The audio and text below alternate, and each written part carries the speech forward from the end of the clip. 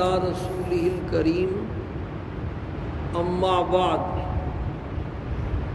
نماز کی اہمیت پر بات چل رہی ہے۔ 4 باتیں تقریباً اب تک بیان ہو چکی ہیں۔ 5ویں بات ایک ہی ہے لیکن اس کے انداز مختلف ہیں، شاید کسی کے دل کو کوئی بات لگ جائے۔ 5ویں بات ارکان اسلام کا جو تقابلی جائزہ ہے، اس سے بھی نماز کی اہمیت واضح ہوتی ہے۔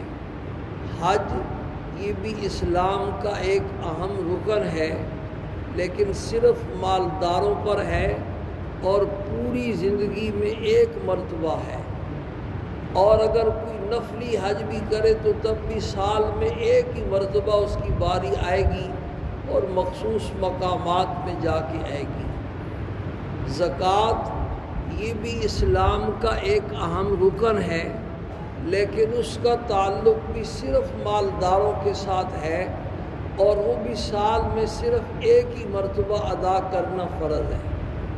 یہ رمضان المبارک کے جو روزے ہیں، یہ بھی اسلام کا ایک اہم رکن ہے، لیکن ایک تو اس کا سال کے ایک مہینے کے ساتھ تعلق ہے، اور دوسرا اس میں بھی کمزور، بیمار، ضعیف، مسافر، ان کو استثناء حاصل ہے۔ مسافر رمضان کے مہینے میں روزے نہ رکھے، بعد میں قضا کر سکتا ہے، گنجائش ہے اس کو۔ بوڑھا بیمار جو نہیں رکھ سکتا، اس کے لیے بھی گنجائش ہے کہ بعد میں رکھنے کی طاقت ہو تو قضا کر لے۔ لیکن اگر بالکل زندگی کی امید ہی نہیں کہ اب ایسی بیماری لگی ہوئی ہے کہ موت تک اس بیماری کے دور ہونے کا کوئی امکان نہیں، تو پھر اس کے لیے شرعی حکم یہ ہے کہ فی روزے کا ایک فدیہ دے دے۔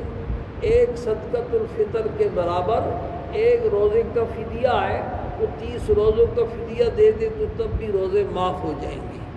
لیکن نماز اسلام کا ایسا اہم رکن ہے کہ ہر مسلمان مرد پر، عورت پر، بوڑھے پر، بیمار پر، ضعیف پر، کوئی آدمی بھی اس کو استثناء نہیں۔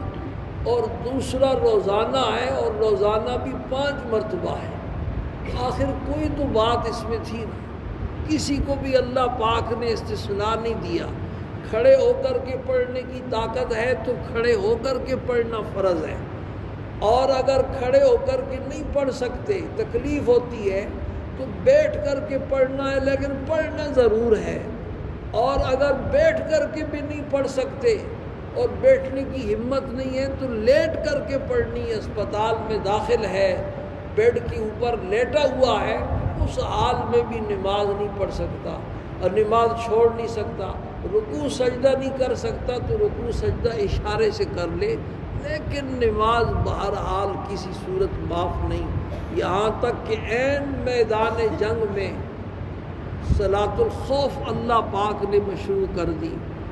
گولیوں کی بارش ہے، تیروں اور تلواروں کی بارش ہے، دشمنوں کے ساتھ مقابلہ ہے، اور اس دوران نماز کا وقت آ گیا ہے، جان جانے کا خطرہ ہے، نماز اس وقت بھی معاف نہیں ہے۔ اس وقت بھی صلاۃ الخوف کی شکل میں جماعت کی نماز صلاۃ الخوف کے ساتھ پڑھی جائے گی۔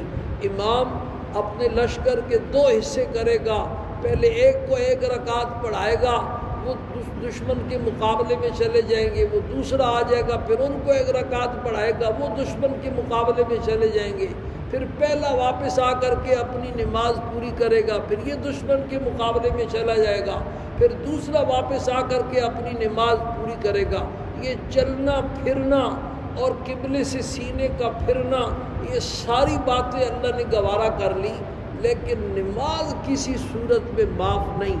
اور یہ صلاۃ الخوف کا حکم ایسا ہے کہ خود اللہ پاک نے رات کو قاری صاحب نے جو قرآن پاک میں تلاوت کی پرسوں رات کو، اس میں یہ صلاۃ الخوف کا مسئلہ اللہ پاک نے بیان فرمایا ہے۔ تو میرے دوستوں اور بزرگوں، نماز دن میں 5 مرتبہ فرض ہے۔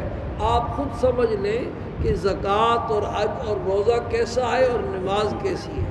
اور ہم کس حکم میں کوتاہی کر رہے ہیں۔ اللہ پاک ہم سب کو عقل عطا فرمائے، سمجھ عطا فرمائے اور ہوش عطا فرمائے۔